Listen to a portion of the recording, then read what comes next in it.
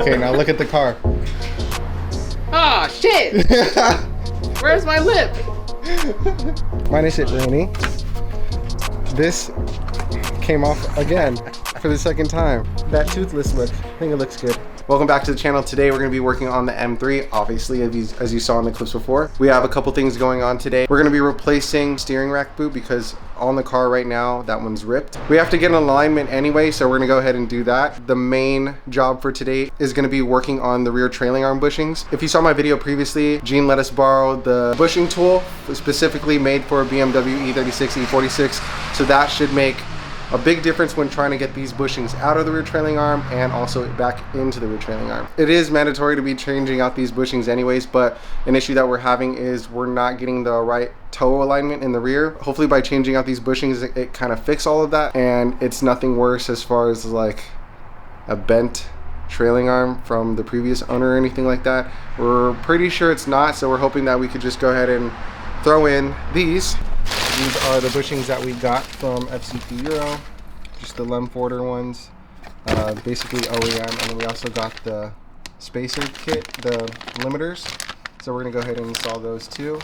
I think the car should feel really good with just regular OEM-ish bushings with the limiters. It should help a lot. So the rating slowed down a little bit. I think I'm going to go ahead and just take the chance of starting to work on the car and hoping it doesn't just start pouring rain. But yeah, we're just going to go ahead and start off with the steering rack boot.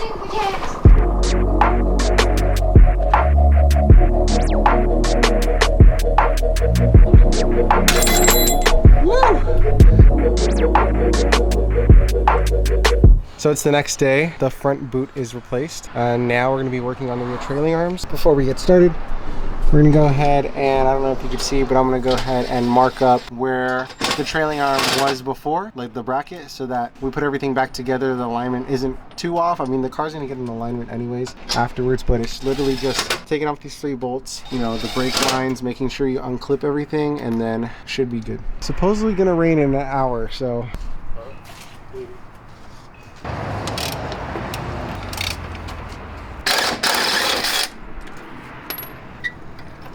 Yes, sir, Ritos Auto Spray. No wonder. So check this out. Can you grab the new bushing? So I don't know if you can see right here how that looks. But this bushing has been replaced, but it doesn't have the limiters. I'm going to be putting on the limiters. I'm just going to go ahead and replace that whole bushing anyways. The other side still had the OEM bushing. You could see the BMW logo and everything. This side had the toe problem, and it had the OEM bushing, so that's probably why. You can see it's like ripped all inside, all messed up. And this was the old one on this side, and then this is what the new one looks like, and this side has this style one. If you do this without this bushing tool set, you're crazy, because this makes everything so much easier. It's insane. This is honestly a lifesaver. So now all we're gonna do is we're gonna break these bolts right here, 2 18 millimeters, take that out, take off this bracket, and then go ahead and push the bushing out. So this, and this goes. Oh, give me that 2x4, please. Come in. This is my life. Thank you. Jam this in here. There we go. You guys are going to be able to see how magical this tool is. Watch and look. What? Wrong way. Looks like we got to do it by hand. That's why we need a better impact. Look how easily that thing's coming out.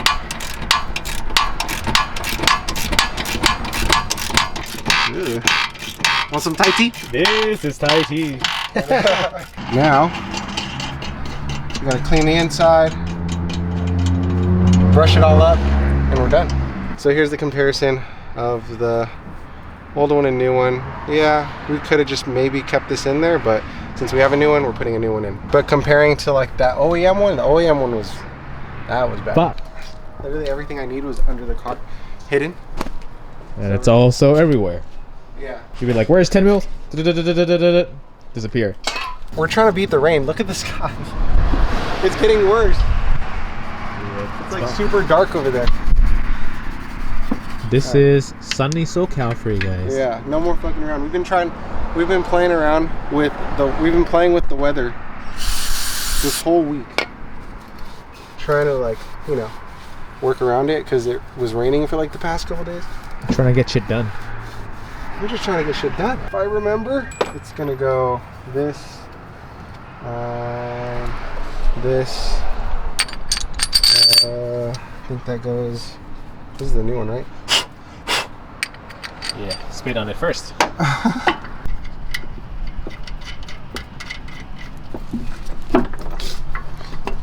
shit. I mean, you're almost there though. Yeah. Now that's in. What's next? We put the limiters on, put it back in, bolt it up, and we're done. And then we have to get an alignment.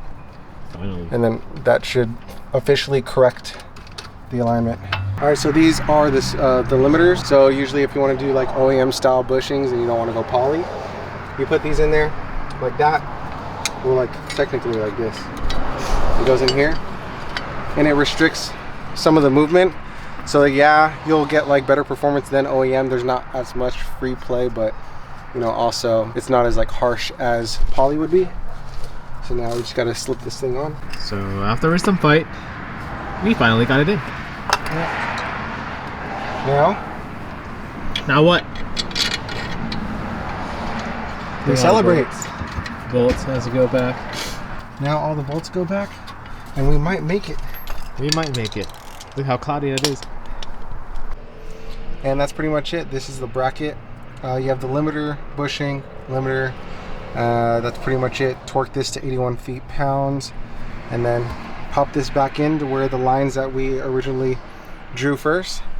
Put the brake line, the 10mm brake line bracket, and that's pretty much it. Finally. Lift. Perfect.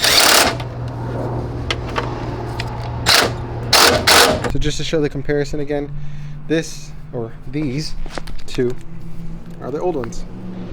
Well, this is newer than this one. This is original OEM. You could see the cracking, but that's pretty much it.